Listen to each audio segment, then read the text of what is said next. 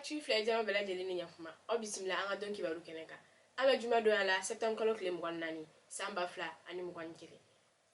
kibaru min b'an bolo ka dɔ kilo kan bi o de ye ka fɔ hakilina jigila Sumedu Bubeli Mayiga ani madame Boade Fili Sisoko olu kun minɛla avion yuruguyurugu affaire dɔ la o kɔnɔna la kunu a yɛrɛ ka fɔ Mamadu Kamara o kɔni o ye mandat de dépôt da o fana kan barisa o kun ye an ka président kɔrɔ Ibrahim Boubacar Keita o ka cabinet directeur ye ani fana ministre de l'économie numérique, de l'information et de la communication o fana kun ye Mamadu Kamara ye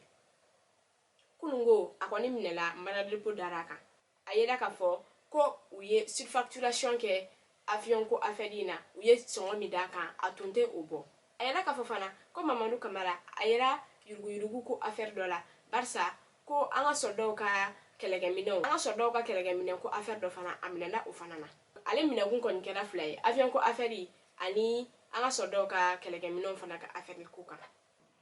kibaruya wɛrɛ min b'an bolo ka da aw kulo kan Alama ko Fofana, Amadou Traoré ani Samba Jara olu kɔni minɛla ko d'assises fɛ barisa u yɛrɛ tamburu ko yuruguyurugu la ani ko caman la mairie kɔnɔna la enquête ma daminɛ sisan nɔ u b'a enquête ka kabini 2016 ye k'u bɛ enquête in kan barisa u yelen no ko caman na u bɛ ka vignette prix caya population ma nka sɛgɛsɛgɛliw y'a yira tuguni ka fɔ Alama ko Fofana kɔni o tun ye ale de pere minɛ donc ale siran ko jugu fana ye a nɔfɛmɔgɔw yira ani maa minnu jɛra ka yuruguyurugu in boloda mairie kɔnɔna la n'o ye Samba Jara ye ani Amadou Traoré kibaruya wɛrɛ min b'an bolo ka da aw kulo kan Mali kɔnɔna la a yirala k'a fɔ ko CNT maaw n'olu ye conseil national de transition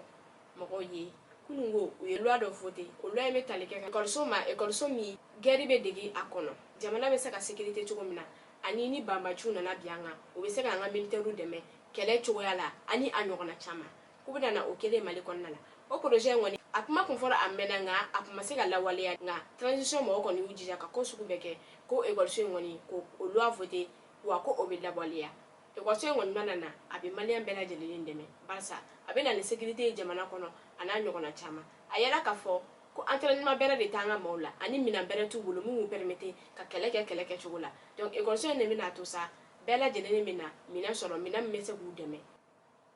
u kɔni ma yɔrɔ kelen fɔ wa u ma date kelen fɔ k'a yira k'a fɔ ko école in kɔni bɛna kɛ yɔrɔ min na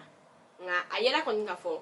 ko 2,5 milliards de francs CFA o de kɔni bɛna na don école in musaka la UR mara la a yirala k'a fɔ ko réseau ko problème kɔni b'olu la kosɛbɛ UR certain mara la olu kɔni y'a yira k'a fɔ ko depuis juillet kalo tile 23 san 2021 k'olu bɛ degun kɔnɔna la ko appel ko ka gɛlɛn balisa réseau tɛ yen nɔ hali min bɛ fɛ ka wari ci i ka mɔgɔ ma UR sigi la a tɛ se ka ci réseau tɛ yen pour que olu yɛrɛ ka se ka ɲɛ sɔrɔ u ka téléphone ko n'u ka ko wɛrɛw la réseau ko ta fanfɛla fɛ f'olu ka déplacer ka taa fo Mopti k'u ka ciw ɲɛnabɔ ka tila ka segin ka na UR mara la u ko k'olu kɔni degunnen don ko autorité k'a lajɛ ani jamana minnu téléphone ni réseau ko ka gɛlɛn ma ani a ɲɔgɔnna caman ko o tɛ faamuya k'u k'a lajɛ u k'olu fana dɛmɛ